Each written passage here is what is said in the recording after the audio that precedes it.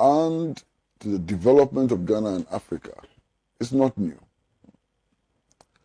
After the 1966 coup, intellectuals, including vice chancellors in our universities and so on, gathered books written by Nkrumah and about Nkrumah and burned them in bonfires. They thought about burning Nkrumah's books and books about him, they would manage to retreat Nkrumah completely from our history. They failed. After the 1966 coup, all people who were associated with Nkrumah and his dreams, who had worked with Nkrumah, were arrested and imprisoned without charge or trial. And these are people who talk about Preventive Detention Act. Some of those people who were arrested after the coup, detained without charge or trial, include Madame Lucy Enin, one of the very first women parliamentarians in Ghana. She's still alive. Ask people like Auntie Boko, the first tractor driver, woman tractor driver in Ghana, and they will tell you what happened to them.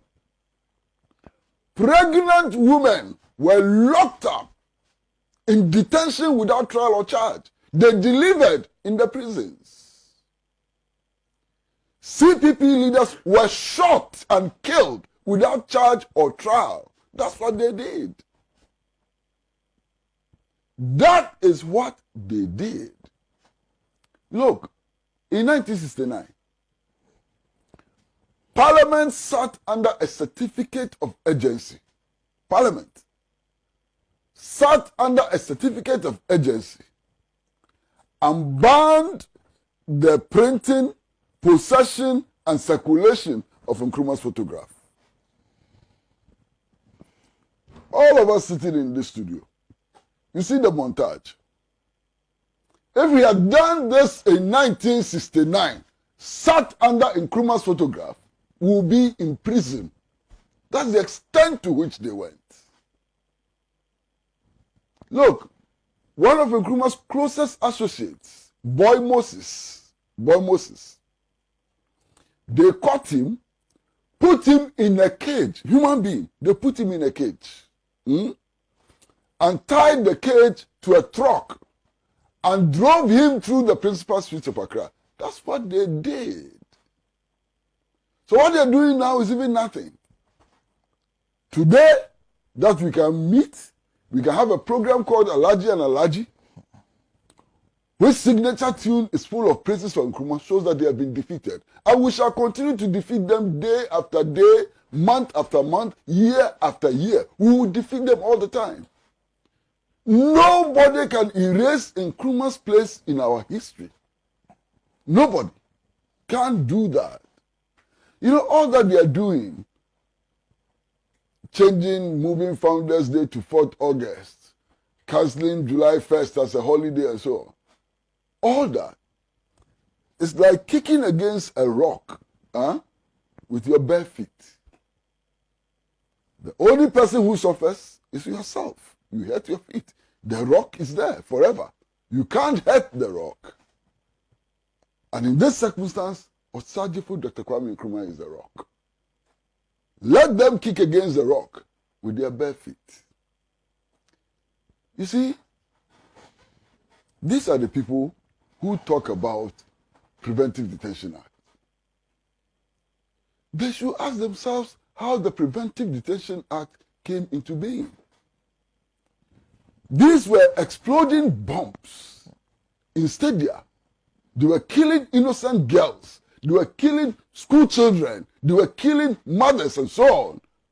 These were terrorists. You understand? These were the Osama bin Ladens of that era. Bloody murderers. Reckless murderers. Irresponsible murderers who were not willing to play by the game.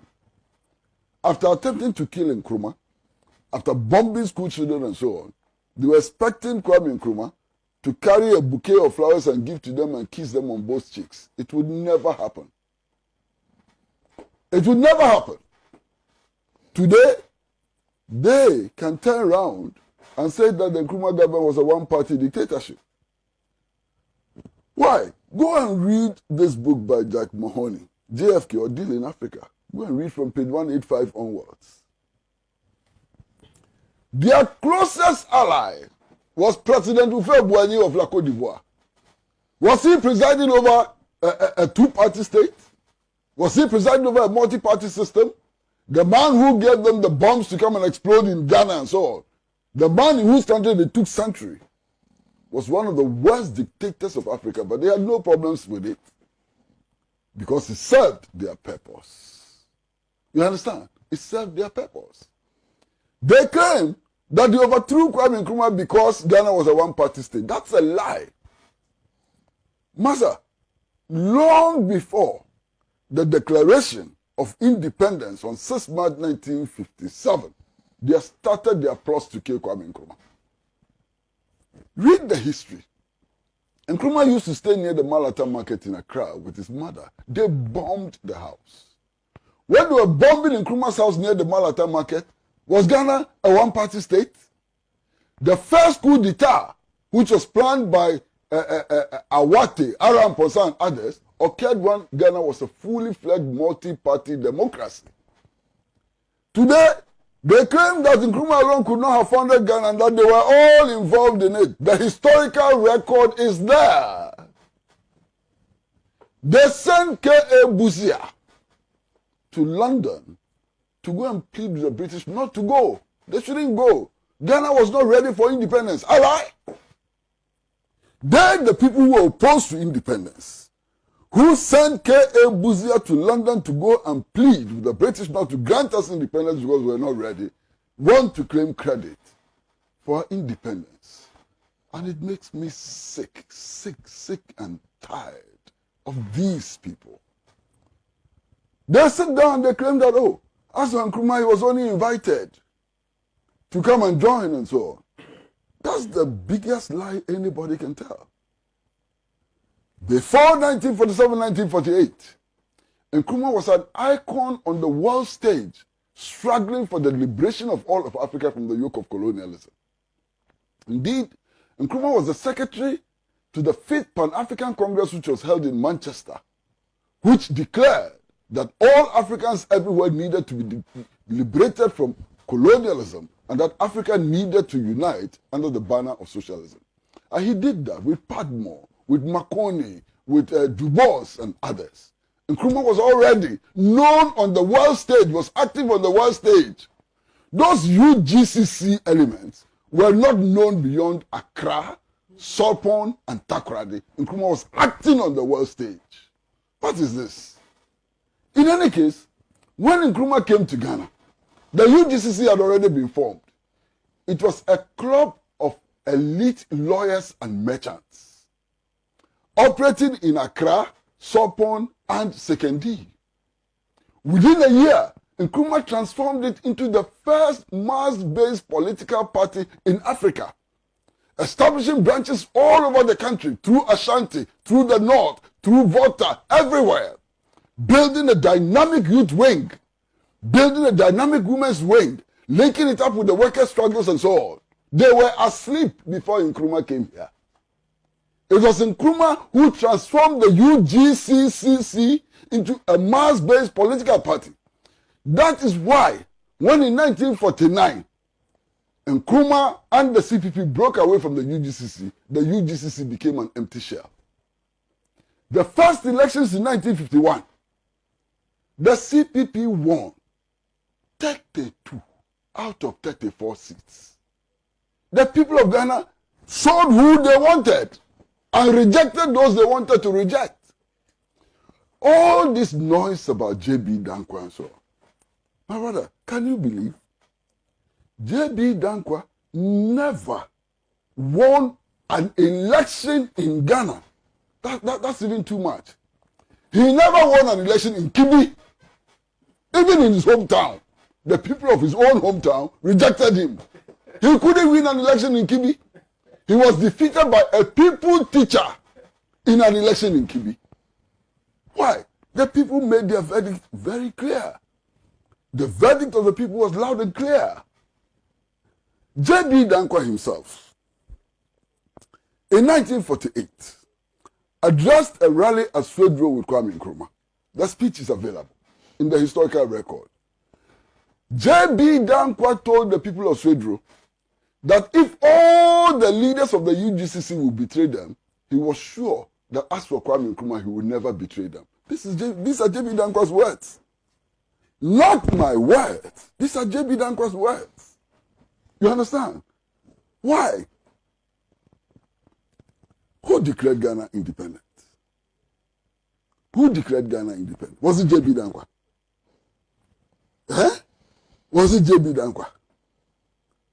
You see, you do all these things and you compel people to go back into history and bring the record. Master, go back to history. J.B. Dankwa's proposal for naming Ghana. You know the name J.B. Dankwa proposed? J.B. Dankwa proposed that what we know as Ghana today should be called Akan land. Akan land. Go and check the history. So when we talk about Ghana, don't bring J.B. Dankwa inside at all. Don't waste our years. Don't waste our time. You know, Nkrumah was the founder of Ghana. Whether they like it or not, Nkrumah will remain the founder of Ghana. We shall continue to celebrate 21st September as Founders Day. They can celebrate their 4th August, but we, the people of Ghana, will continue to celebrate 21st September. Do you know why? Because you see, these people, they don't even know their history. Ghana, as we know it today, was put together piece by piece to form Ghana today. In the colonial era, Ashanti, part of the colonial era, Ashanti was not part of modern day Ghana. The northern territories were not part of modern day Ghana. Trans-Togo, Volta-Togo, whatever you call it, was not part of modern Ghana. It was the referendum that the Convention People's Party and Nkrumah championed that brought today that part which they say is seceding into Ghana. What was J.B. Dankwa's position? These Dankwa-Busia elements supported Tolimo, which was led by S.G. Anto, who said that that part of the Ghana should not become part of Ghana. How can they be founders of Ghana when they did not want German Togoland to become part of Ghana? And today, German Togoland is part of Ghana. These Dankwa-Busia elements. And if you doubt me, go back into history. When Busia became prime minister, Busia appointed S.G. Anto, the secessionist leader, as Ghana's ambassador to Togo. What else should I say? What else should I say today? The secessionist leader was appointed as Ghana's ambassador to Togo. That's a historical record. And they make so much noise. So much empty noise. Look, the vision of a united Africa, Nkrumah started implementing it. By February 24, 1966, when he was overthrown, Ghana was a confederation with Mali and Guinea. Ghana, Guinea, Mali was a confederation. It was a huge step towards African unity. By the time he was overthrown, he had signed an agreement with Patrice Lumumba of Congo, unifying Ghana and Congo. Unifying Ghana and Congo. So it wasn't just a pipe dream. And then you talk about, he was concentrating too much on the outside. He should have looked inside. We are black people. We are Africans.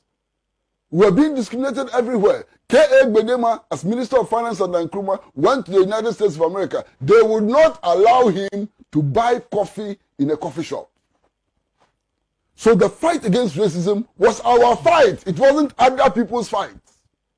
The fight for the independence of African countries was our fight. That was his internationalist commitment. That is why he declared on the eve of Ghana's independence that the independence of Ghana is meaningless unless it is linked up with the total liberation of Africa. He did not hide it from us. Today, if you look at French-speaking African states, all their foreign reserves are lodged in the Central Bank of France. When they need money, they go to France and borrow their own money and pay interest on their money. This is what Nkrumah fought against. Is this looking outside or looking inside? Is this looking outside? What would you have done? You would have collaborated with the forces of apartheid, collaborated with the forces of colonialism and so on. Nkrumah said no to that. He stood his ground and fought them. And I'm so very proud that Ghana had a leader who stood for the liberation of the African everywhere and anywhere. You know, some of you, it's not your fault. You don't know the history. It's not your fault. You would know that by February 24th, the day of the coup, February 24th, 1966, Nana Addo Dankwa Akufo-Addo was a member, card-bearing member of the Convention People's Party. You know how he changed? His father worked for those people. His father was part of those people. You understand? He was on a list of people to be arrested on February 24, 1966. And he told me this story. It's not that I heard the story from somewhere. The current president, Nana Addo Dankwa Akufo-Addo, told me the story himself about how he was to be arrested on that day because he was a member of the Convention People's Party. You know how he escaped arrest? Family connection. Because his father was with them, they wangled their way and took his name off the list of those to be arrested. That's how he ended up with the Dankwa Buzia people, and today is your president. If Nkrumah did any wrong, Akufo-Addo was involved. He was a card-bearing member and advocate of Nkrumah. Stop wasting our years.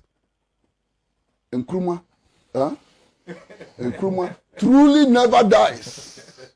Nkrumah will be our leader forever because he continued to inspire all Africans engaged in struggle against colonialism in all its manifestations. And nothing, not this government, no future government can change that. 21st September is our Founders' Day and will be our Founders' Day forever.